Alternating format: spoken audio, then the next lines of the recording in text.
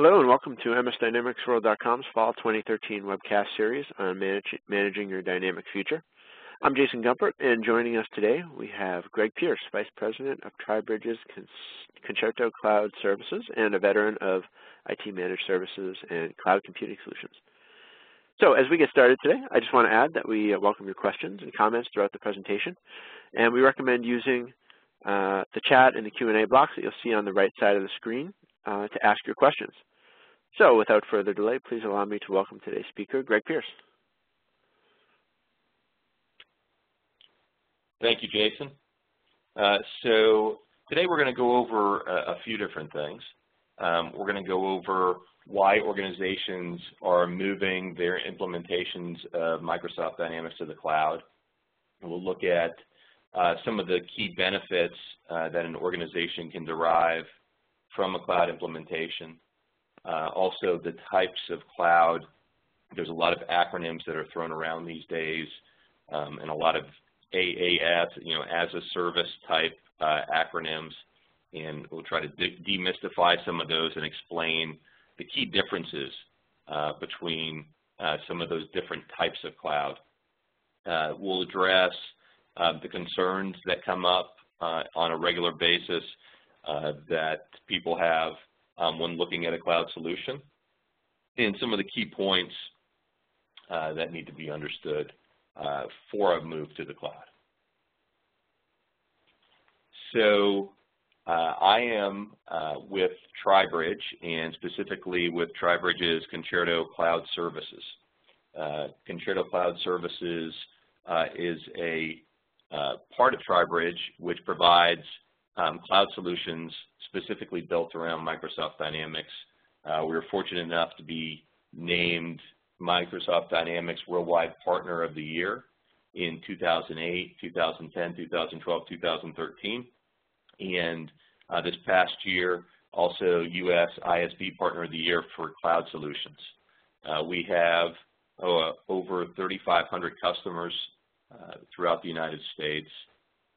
We also have a very tight relationship with Microsoft, one of only a very few number of partners that are managed both on the platform and on the Dynamics side, and also a member of the Microsoft Inner Circle. Tribridge has been around for about 15 years, and we deploy Dynamics AX, GP, SL, NAV, and CRM, and oftentimes combine it with SharePoint and other ISVs. So before we get going too much further, I think we have a poll question that you should see on your screen. And really what we're looking at is trying to determine who's looking at moving their Dynamics implementation to the cloud, or what phase you're in. Often when I discuss cloud with people and we start talking about things that they've moved to the cloud, organizations will say, we haven't moved anything to the cloud yet. And we dig a little deeper and talk to them, and we find out that they may have payroll in the cloud. And that has very sensitive data. It has salary information. It has Social Security information. And those are the sort of things that have been around in a cloud environment for a long time.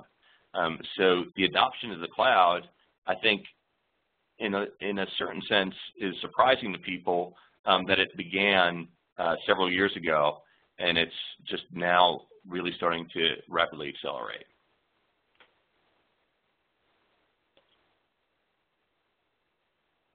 So Greg, we're closing the poll results now, and those should be available in another 10 seconds or so. I can tell you that we have about even distribution between people just learning about it for the first time and looking at it for the future, and then a smaller percentage, only about 13%, say they're already in the cloud with Dynamics.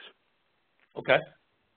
The interesting thing is we probably have a statistically significant number of people. I think that's when you reach 40, and ERP adoption for cloud hovers right around 10 or 11%.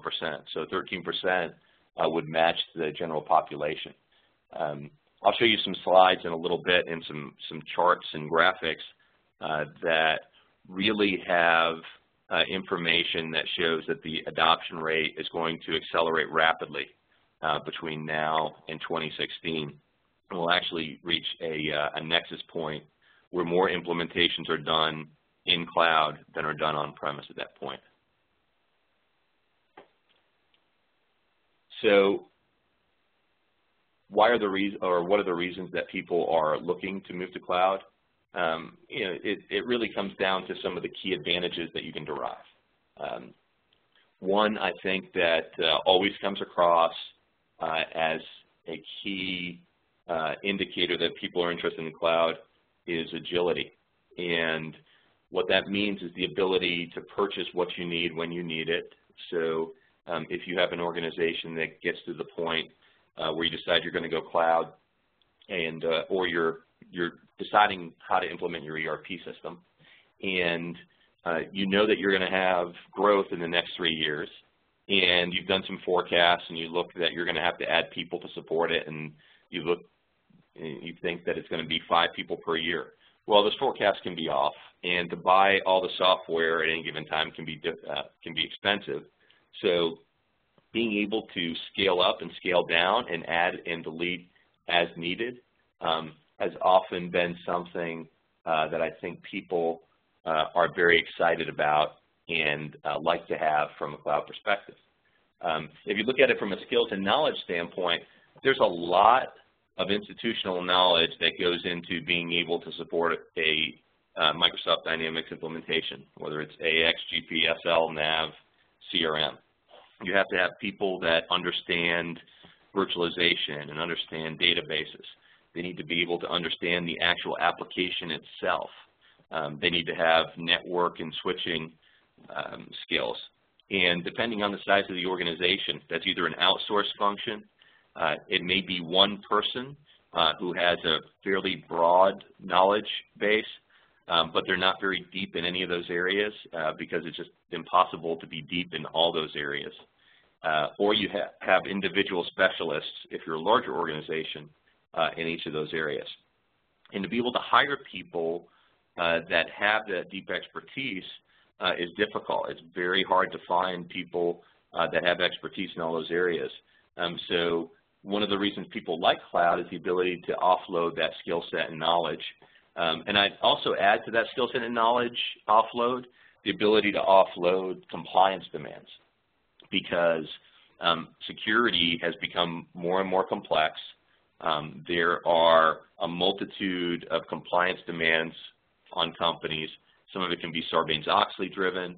Some of it can be government driven, whether it's some kind of ITAR compliance, against terrorism, for example, or even European Union type compliance can come into play if people have offices in other countries and they're storing data that belongs to people or about people from the EU. So all those complexities are difficult to understand sometimes, and if you have a cloud provider that has deep enterprise type expertise, it can become very compelling to move out to the cloud.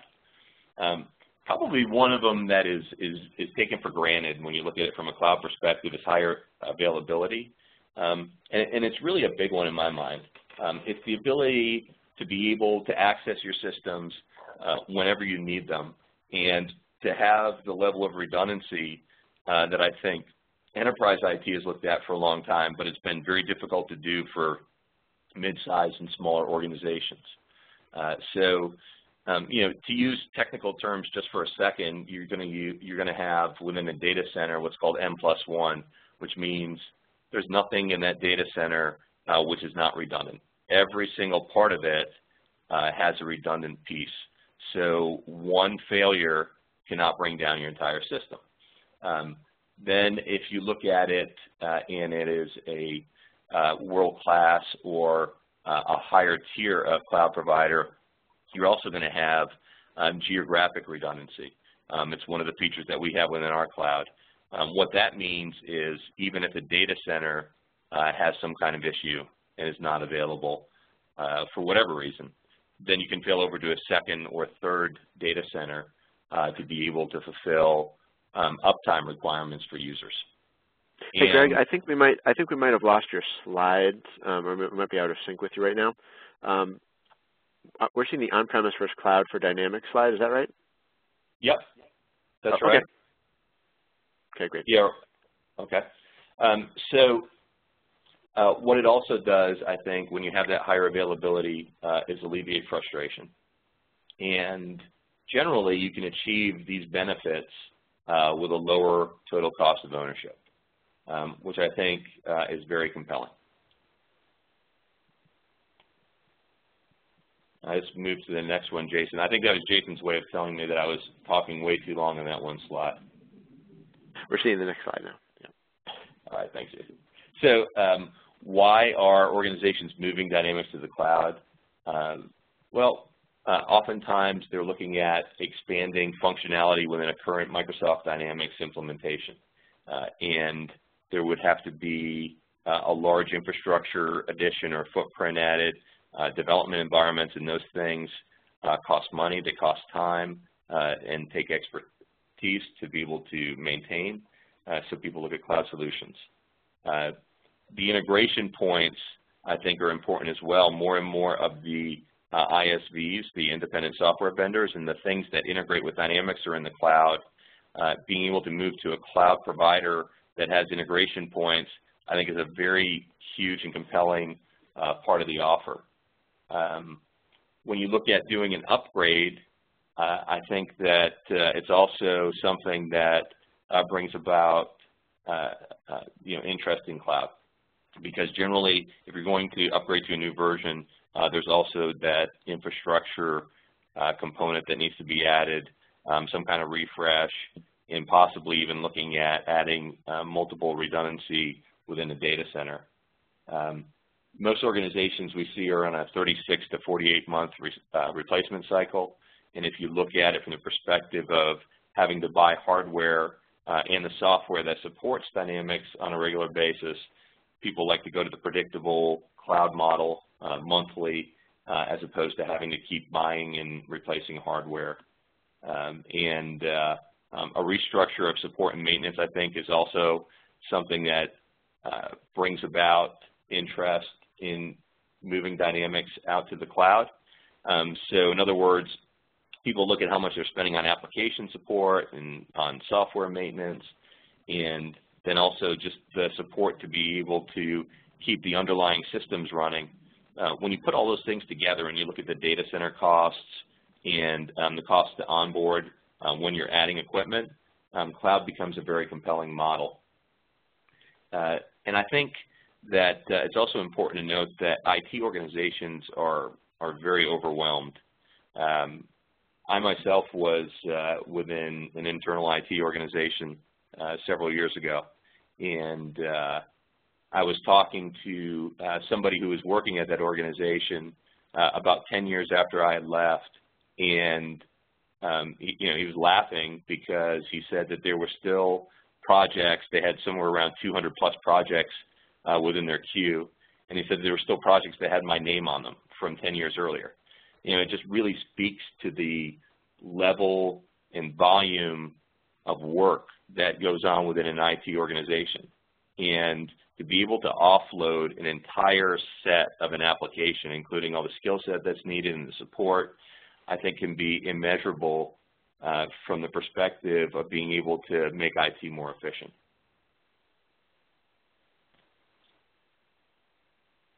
So I think I mentioned before that agility is one of the major drivers for cloud deployments, 58% of the time, which is a very high percentage when you look at the others, which is really the second would, and tied for second would be improving quality of service. So that's adding the high availability and adding those skill sets, and also to reduce costs. So if you look at it from a total cost of ownership perspective, that is also something that people are embracing as a reason to move to cloud.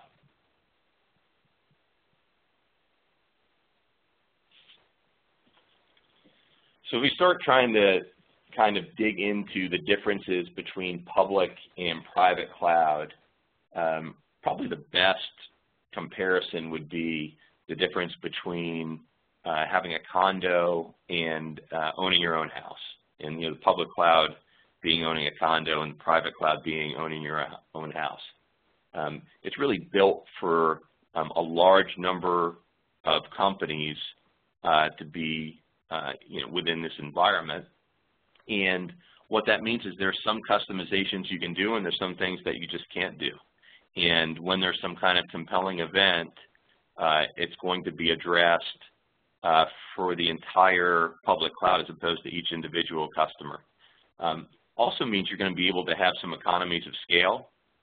So, for example, the people that are responsible for cutting the grass at a condo, that cost can be shared amongst everybody in the condo.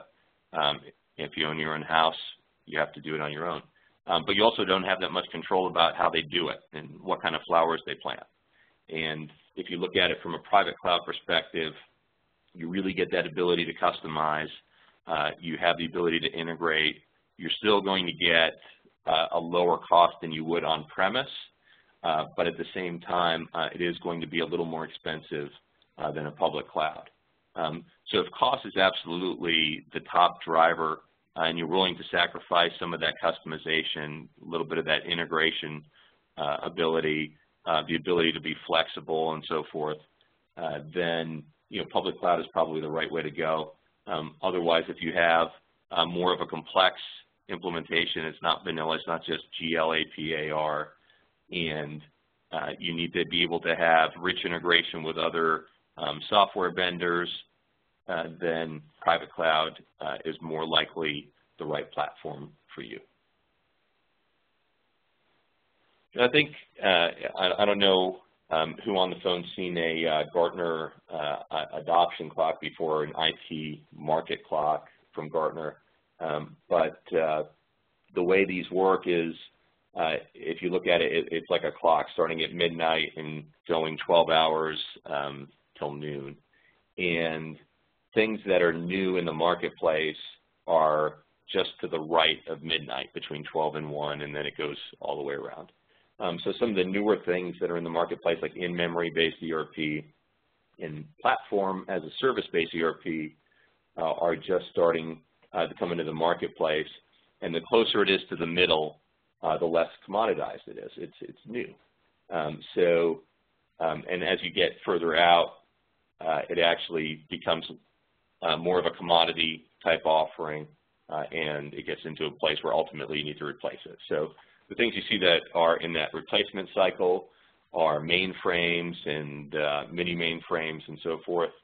And the interesting thing I think with this diagram is that if you look at it from the perspective of the on-premise implementation of an ERP system, that would be defined as a two-tier client server-based ERP, and it's right on the edge of the dusk of obsolescence, which would be 9 o'clock in this diagram.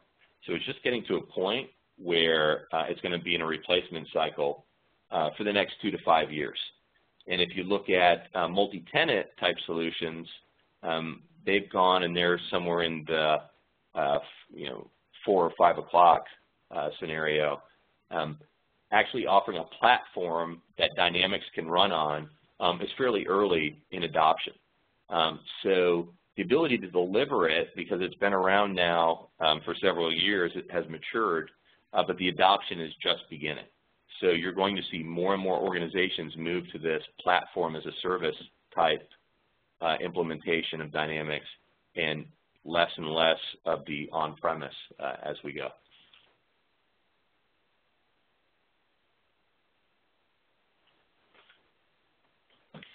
So from a Gartner perspective, if you look at it from just all cloud services, you've got nearly 3/4 of companies planning to have private cloud deployed by the end of 2014.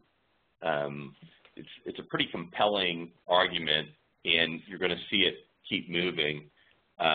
This is the actual data from Gartner, and you have people that are putting plans together. They want to deploy by the end of 2014. You have people that are already deployed. And when you bring those together, you can see that there's a rapid acceleration from where we were 2 years ago. 2 years ago, I think there was interest and there was talk about it. You know, hey, what is cloud? What can it do for me? People have kind of gotten past that phase, and they're starting to get into the phase of rapid deployment. So, you know, the other option beyond the private cloud option is infrastructure as a service from a public cloud perspective. So some of those public clouds are Azure and Amazon, and you know, there's several others. The adoption rate there is a little bit lower, but still significant. And if you look at it from the perspective of different sizes of companies, you have roughly in the 7 to 10% range on average that are looking to move out to some of the public cloud providers.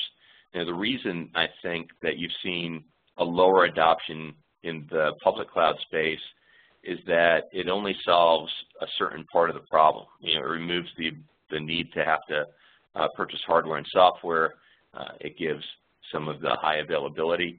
There's no management of the middle tier, or what's called a middle tier, which would be the database, the virtualization layer, the Windows server. So when there's errors and that stuff that happens to your servers and equipment and so forth on a regular basis, there's nobody there to manage it. So that burden is still there. I think that you also see a little bit of confusion around pricing models with some of the public cloud providers. If any of you have tried to price out Amazon, for example, there's a lot of different pieces that tie into it, and you know, silly things like if you happen to be monitoring a device on your network and it's within the cloud or within the Amazon cloud, and you leave it on at night, it's going to monitor it over those 12 hours. It's going to use bandwidth, and you're going to pay a large amount of money, so you have to remember when to turn things on and off. I think public cloud is still feeling its way through, and there's certainly a place for it in the future. So, you know, one that I think hasn't been talked about a lot, but is rapidly gaining momentum is platform as a service. And if you look at platform as a service, it really is taking all the underlying infrastructure components, taking all the pieces that tie to the middle tier, the database and the virtualization layer and the servers and all that stuff, and then actually going up past the executable and managing the application as well. And I think you're seeing a movement and a shift towards more of a platform as a service, because people like the idea of being able to offload the entire life cycle or the entire portion of their Dynamics implementation to somebody, including the application layer, and actually even in some cases including the ability to upgrade in the future. If you look at it worldwide, when people are looking at SaaS providers, the ability to provide a platform as a service offering as well. So the software isn't included in the subscription, but the support is, you know, more than half find it to be very important.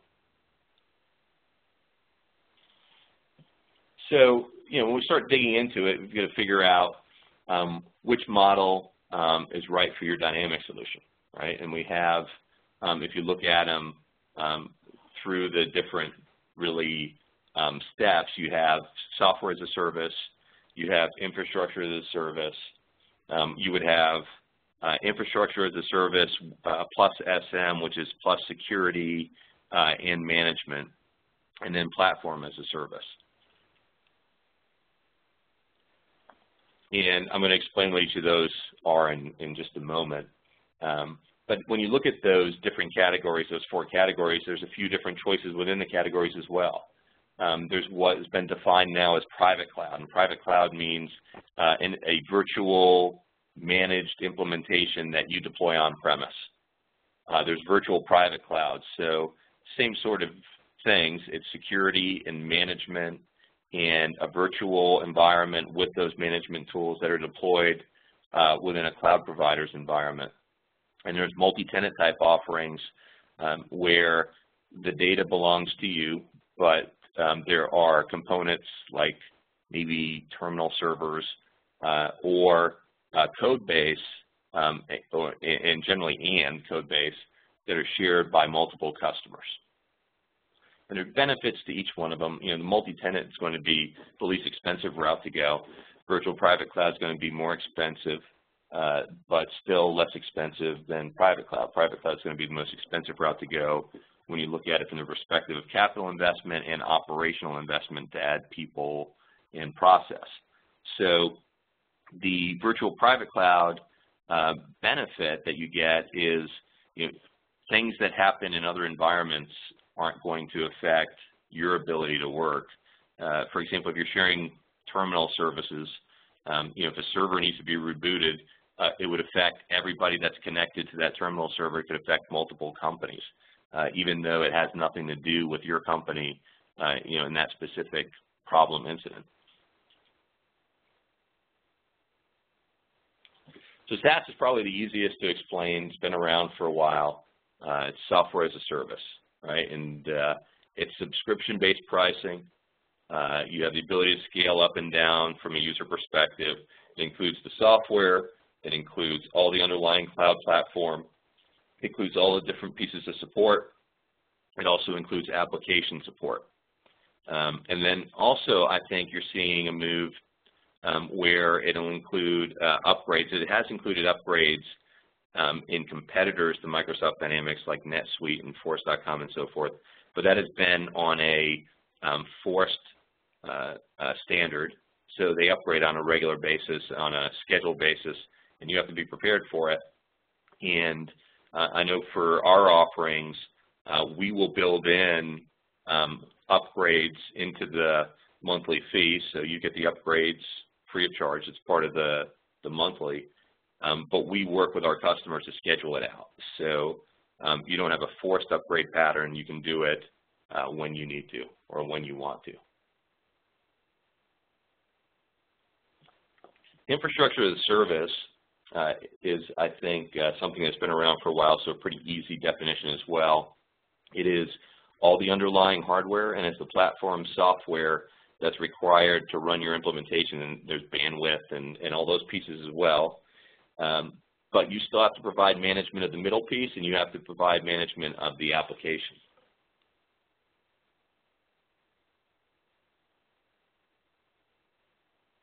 So I'm going to skip ahead to the infrastructure as a service for a moment. Infrastructure as a service plus SM is infrastructure as a service with security and management. That would be the next step after infrastructure as a service, and it's all things that are within infrastructure as a service plus security and management. So it has a security tier built into it, also has a tier built into it where you manage all the pieces in the middle. After infrastructure as a service plus SM, you have platform as a service.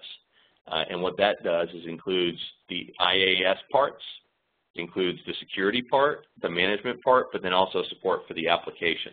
So really it's a platform in this case, because we're speaking of Dynamics, it's a platform for Dynamics. It's PaaS for Dynamics. And that would be, I think, where a lot of people are looking these days, especially if you're moving your implementation of Dynamics from on-premise out to the cloud. If it's a net new implementation of Dynamics, it oftentimes makes sense to look at doing SaaS. But if you already own the software, it doesn't make sense to just kind of throw that investment to the side. So I think in just about every case, you're going to be looking at a PaaS type offering where it includes the application support all the way down.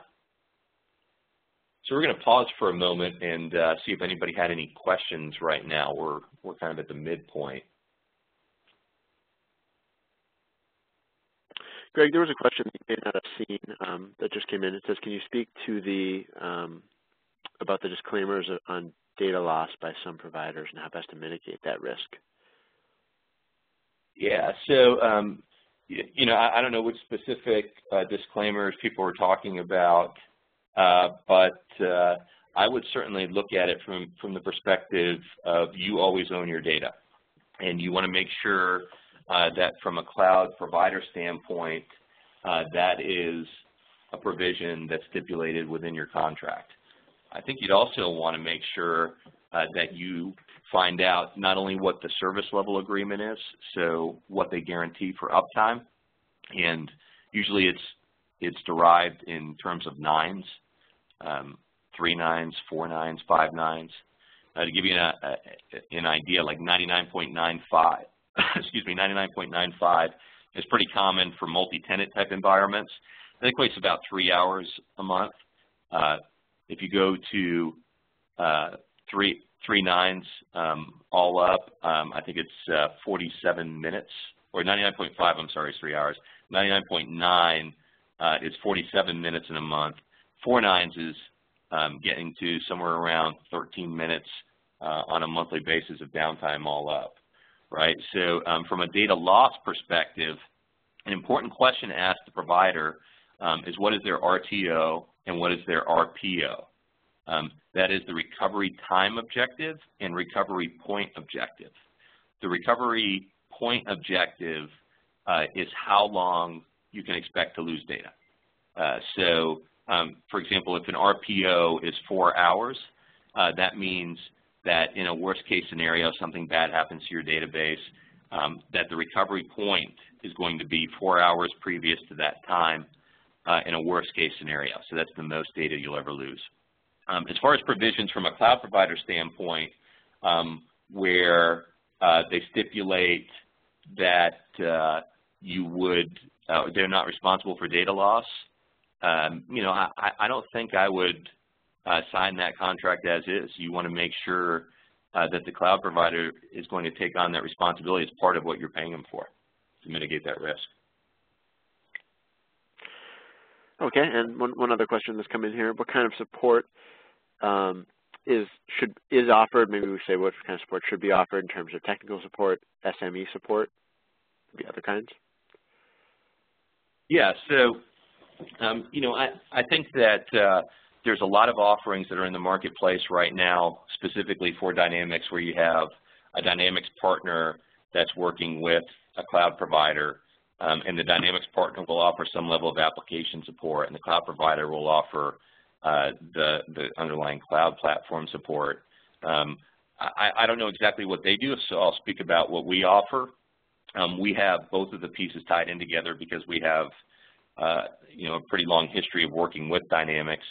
So in that case, we're going to provide an unlimited amount of application support for things that may have broken and aren't working, and you know, technical issues and how-tos on how to do certain things.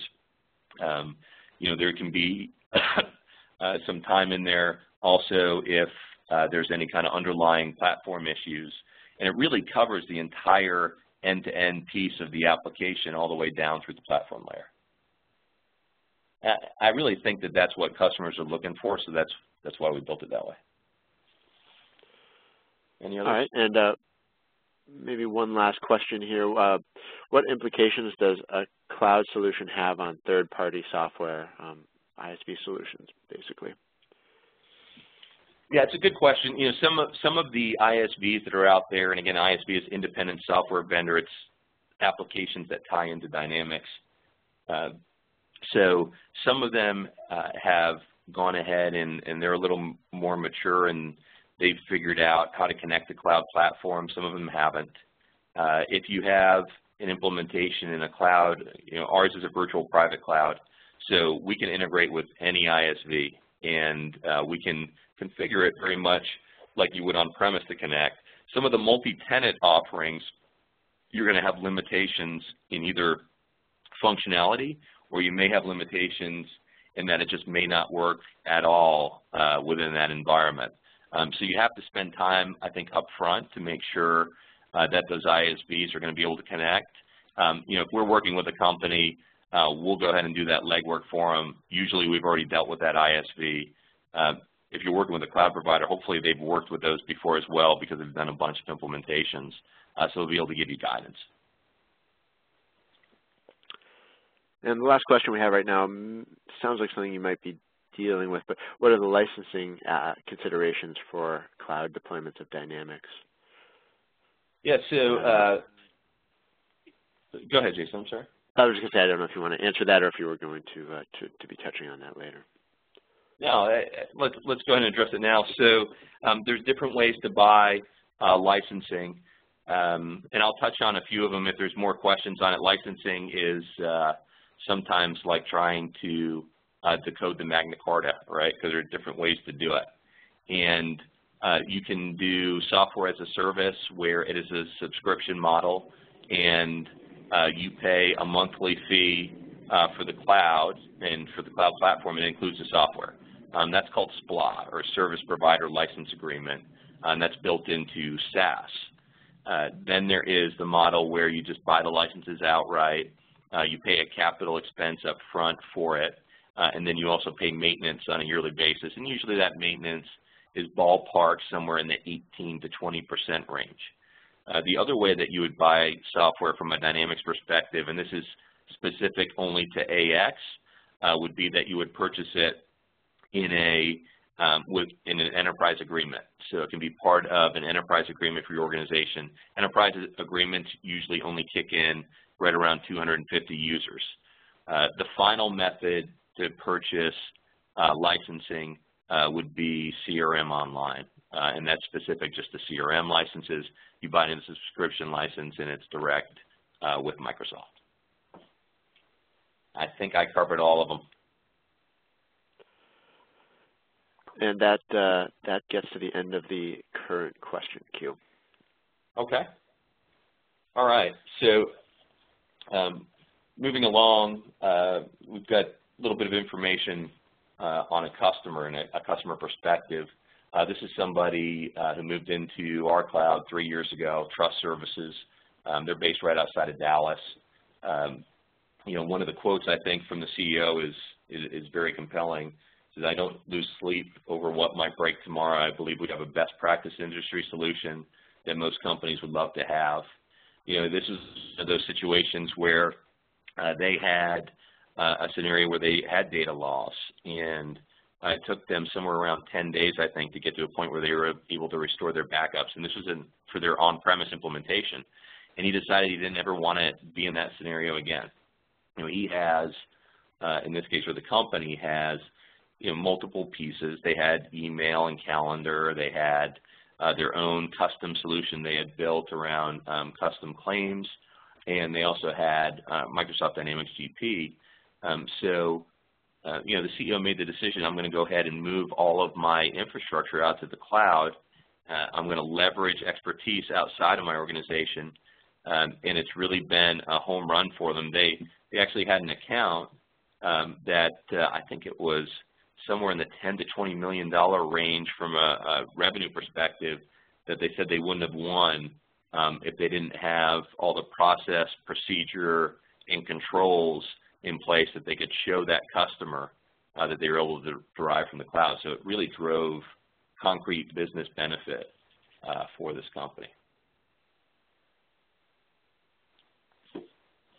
So if you look at some of the concerns that generally come up when people are looking at making a move to the cloud, there's a whole litany of things. You know, people bring up security, they bring up performance, you know, kind of jumbled pricing models, the risk from a migration standpoint, and customization.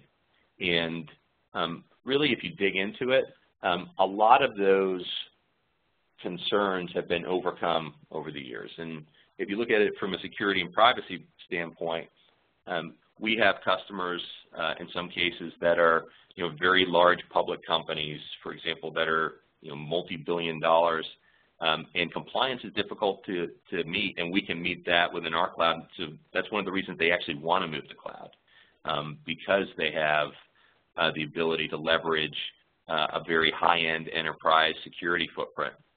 And the nice thing is a cloud provider is generally not going to have multiple tiers of security. They're going to have the very best in place, and everybody gets to benefit from it. So if you're a mid-size or smaller organization, you're able to get that enterprise security footprint for a lower total cost of ownership than you would have on-premise. I think another thing that often comes up is the ability to integrate with other applications. Somebody asked that question at the midpoint. And again, for public cloud implementations, you're going to have some things that aren't going to work and some things that may break. From an integration standpoint, you're going to have to test them out and look to see which applications do work within those environments. Again, you're sharing a lot of different pieces with other people, and there's certain ingress rules and egress rules. And if it's a virtual private cloud, it's dedicated resources just for your organization, so you can do a lot of different things. You can have a customized security footprint. You can have customized integration footprint and really be able to integrate with just about any platform that you need to.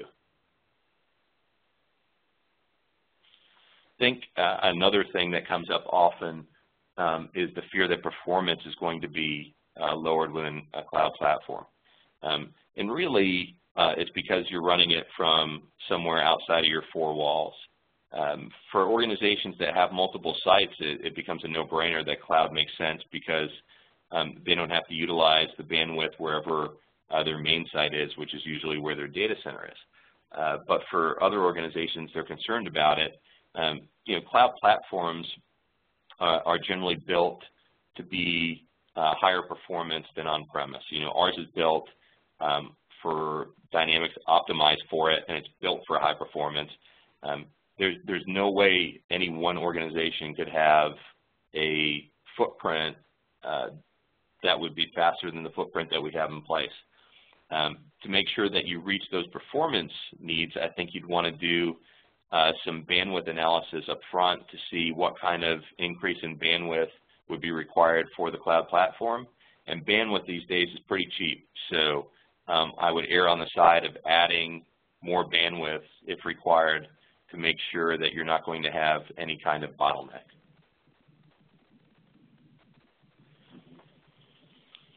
Another thing I think that comes up is the perception that you're going to be locked into a contract, and there are generally within a cloud contract multiple outs for varying reasons. For example, if the cloud provider doesn't hit their service level agreements, you should have the ability to exit the contract because of performance. You have control over the upgrade cycle in a platform as a service type environment. So you have the ability to really not be locked into having that upgrade whenever the provider decides they want to do it. And I think that there's a couple other things that resonate as well, and that is once you buy hardware and the software and so forth, you're locked into that capital expense and you've spent it and the money's gone. From a cloud perspective, you can flex up and flex down. So what may have cost $120,000 up front may now be $2,000 a month. And after 10 months, you can readjust. In a cloud environment, you've spent $20,000. In an on-premise implementation, that $120,000 is already spent, and there's no way to ever get it back. And then it also makes it so that you kind of lose that, what if that person gets hit by a bus syndrome, locked into support by one person who has all the institutional knowledge of your IT systems. You have an entire group of people who have a litany of knowledge and information to be able to support, so you're not keyed in on any one individual. So from a total cost of ownership perspective, you're always going to see that an implementation that is done within a cloud environment will be less expensive over time than an on-premise, and a multi-tenant will be less expensive than a private cloud environment, but incrementally. So when you look at total cost of ownership, and the reason that holds true is you have to factor in all the different components. You have software, you have the maintenance component of that software, you have the hardware pieces and the maintenance of the hardware. You have power, cooling, you have space, you have to build out disaster recovery.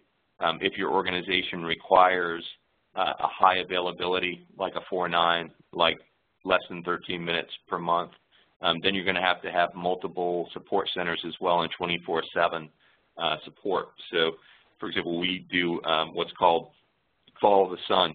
So we have second tier of support that's able to come online and they're over in the Pacific Rim, actually Australia. So you're able to continuously support customers on a 24/7 basis. The technology piece is only one part of that. And then there's all the people that are required to keep it running as well, and the processes you have to put in place.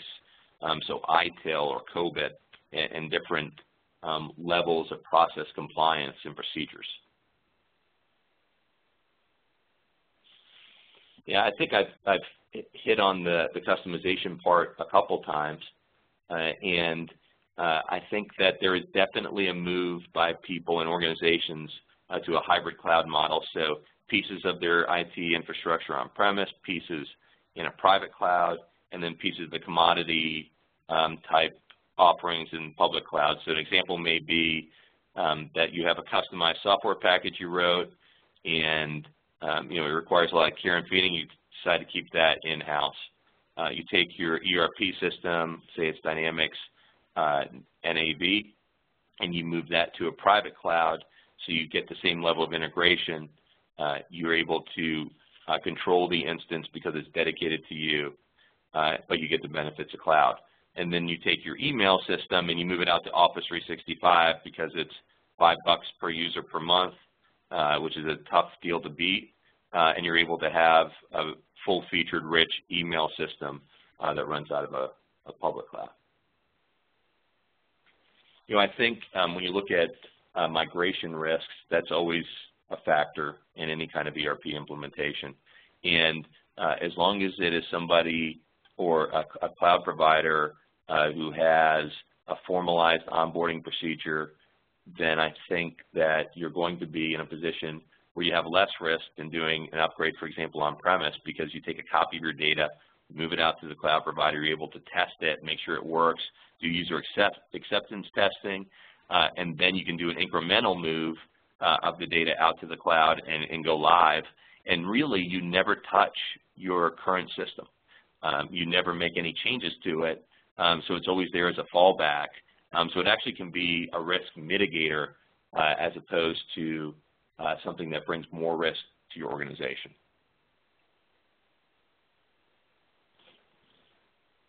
And I think that when you're looking at putting an ERP system in the cloud, you just need to make sure that you look at all the different options. And people have looked at some of the early options, some of the multi-tenant options, looked at maybe NetSuite or looked at a QuickBooks or so forth, found that there was very little they could do by way of customizations. And every organization isn't exactly the same, and they're not all cookie cutter.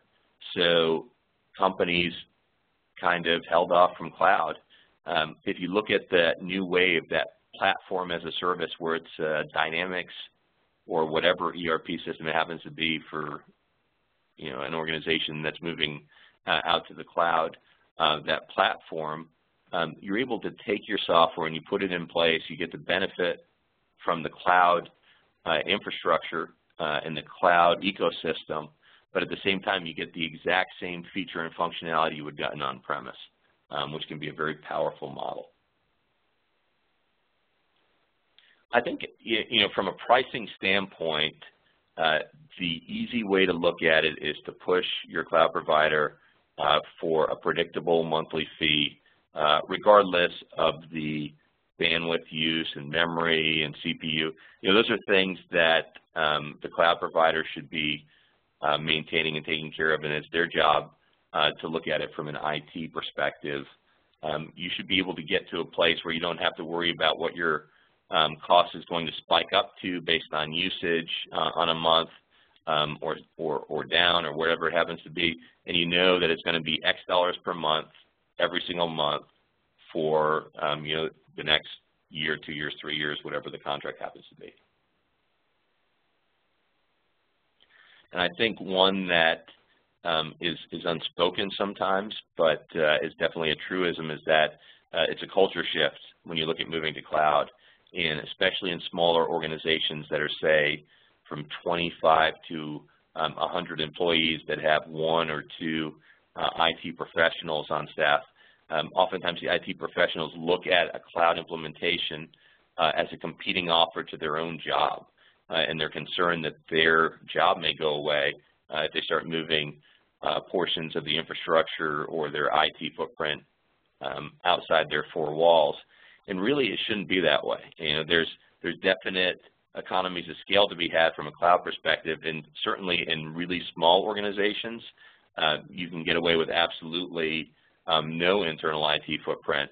But for the most part, it's going to free up already overworked IT groups to be able to work on other projects, and it's also going to be able to stave off any future hiring that would have been needed to be able to keep up with the demands of the company.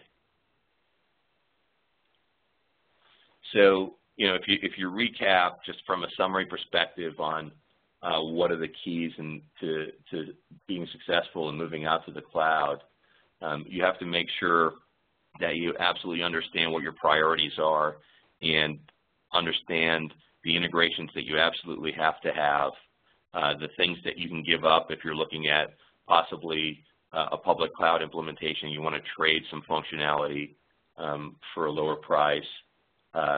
Make sure that you have an understanding of what that upfront investment is going to be from an implementation standpoint, what the support requirements are going to be moving forward, and where the demarcation lines are, what the cloud provider is responsible for, and what you're responsible for.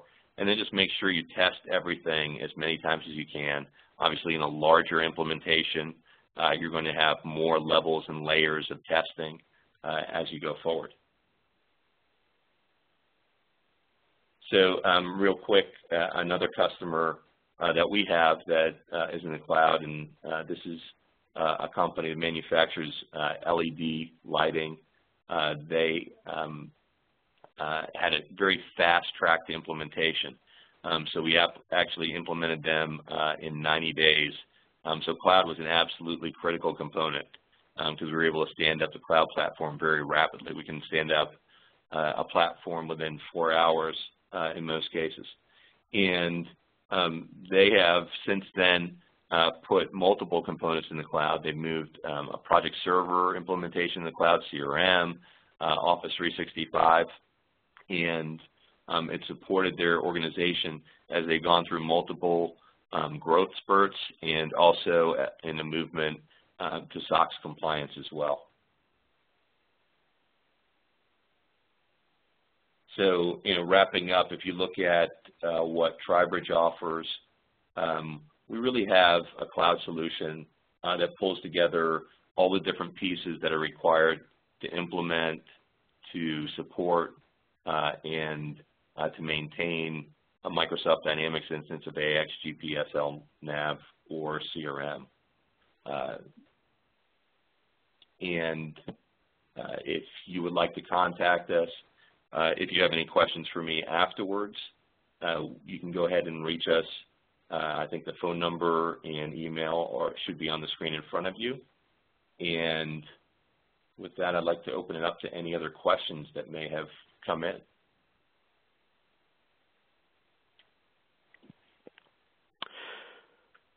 All right, thanks, Greg. So, yeah, please do enter any final questions right now. Greg, one question that came in during that last segment was kind of a specific one. Will eConnect still work in a cloud deployment? I think that's referring to GP. Yes, eConnect, depending on the cloud deployment, in a virtual private cloud deployment, eConnect will still work. We have implementations of eConnect that we've done.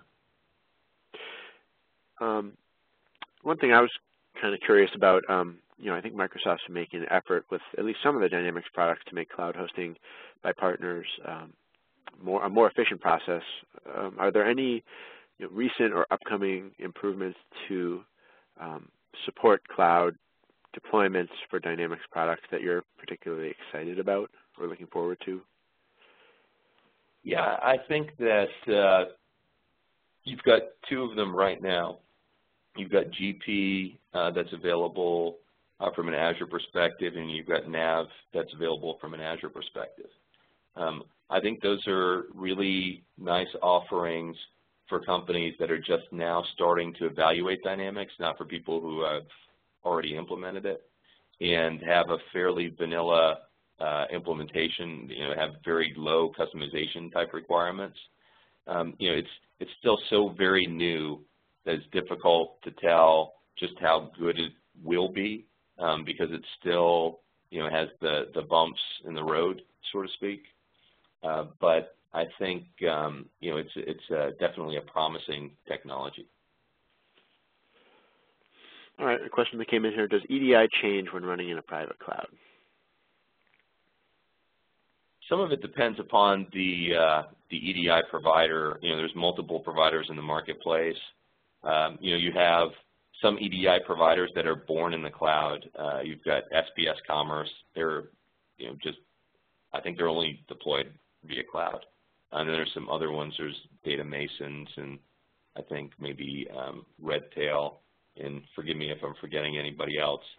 But the ability to use EDI within the cloud, or use EDI with your Dynamics implementation when you have a cloud implementation, if it's a virtual private cloud implementation, does not change.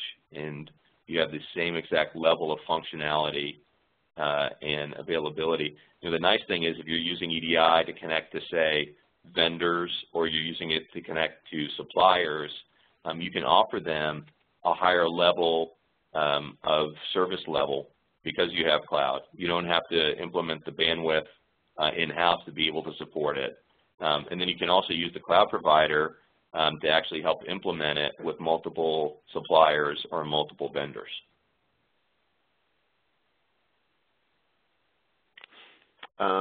What test environment capabilities are offered? This would be important in a hybrid situation where there's development taking place on local solutions and then connecting into the cloud. Yeah, that's a fantastic question. There's a lot of different levels of tests that can be done. You know, and I think a lot of infrastructure as a service companies that have implemented Dynamics within their organization or within their cloud, and they're not specific to Dynamics, don't understand the importance of those test environments. And what they'll have is maybe another copy of the database within production, maybe a second copy of the code base. And that just doesn't cut it when it comes to a Dynamics implementation, especially when it's more complex. So I think what you'll see in enterprise-level cloud is a development environment, a testing environment. In some cases, you're going to see a training environment, a staging environment, and then, of course, you have production and disaster recovery. So what we have implemented and what is most successful are 4- and 5-tier systems as far as the different stage of environment. Okay, here's a question. I think you did cover it, but maybe we'll let you kind of take this question anyway. Do you support third-party add-ins on your cloud? So yeah. So within our cloud, we do support third-party add-ins. We have, in most cases, already application expertise around those ISVs because we've dealt with them, because we have such a wide base of customers. So absolutely. All right.